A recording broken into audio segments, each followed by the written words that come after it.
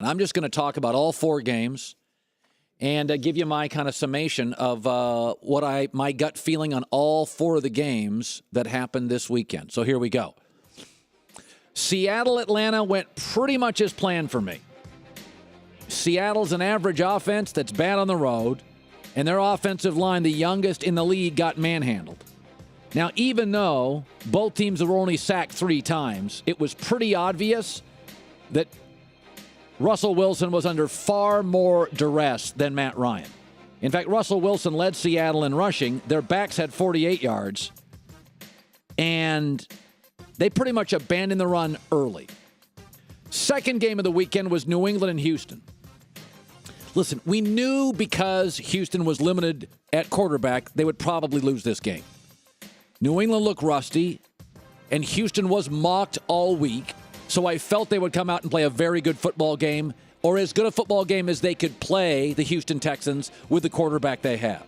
Tom Brady completes 47%, his worst playoff performance of all time.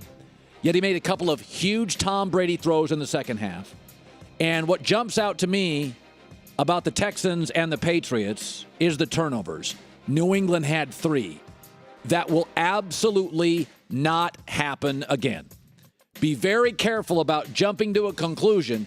Boy, if New England struggled against Houston, they will really struggle against Pittsburgh.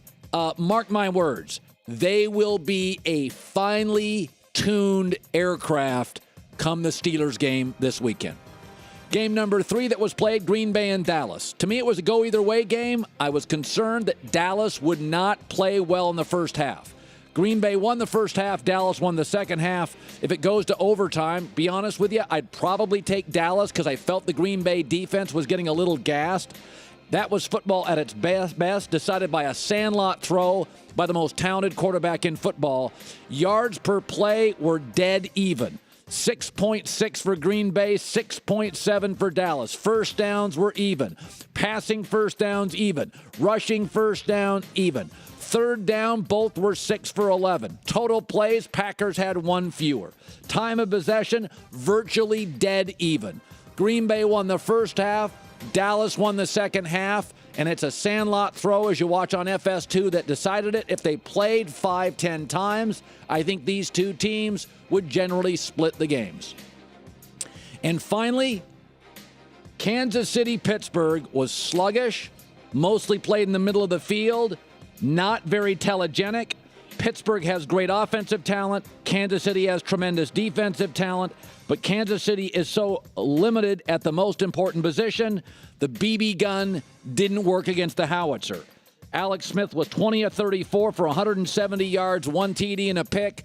But in the end, that last drive by Kansas City, when they needed to quickly get it down the field, which Dak did this weekend, which Matt did this weekend, which Tom can do, which everybody could do this weekend except Brock, Alex couldn't either. I just wonder if you're Andy Reid, you can continue to win a lot of games with this formula.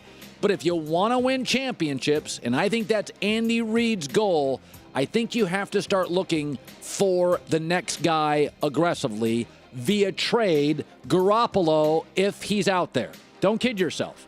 Of all the teams that could use an emerging dynamic quarterback, nobody in the NFL has more elite players at their disposal than Kansas City.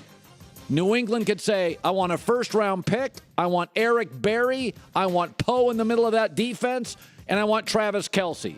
And you know what? For Jimmy Garoppolo, you probably do it. The one team that doesn't get talked about with Jimmy Garoppolo, Kansas City.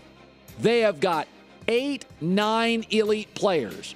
New England defensively could use a couple and a draft pick.